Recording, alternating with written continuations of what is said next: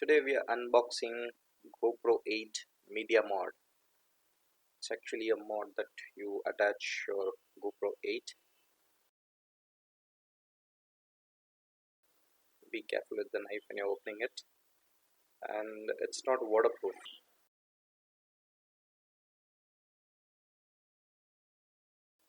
Other than the media mod, you have the display mode and light mode, which you can attach to the media mod. Oops, I opened it upside down, sorry about that.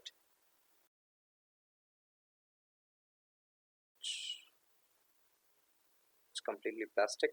It has a shotgun mic and two cold shoes, one at the top and one at the side. It's quite tight.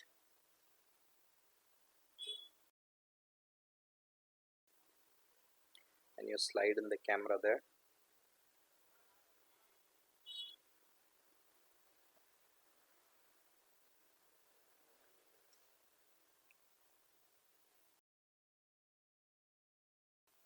Yeah, the back mic. You have mini HDMI Type C and an external mic jack, and it comes with the typical GoPro mount. Yes, quite glossy one, and the mount screw. And it also comes with the manual, I think, for those who need it. Thank you.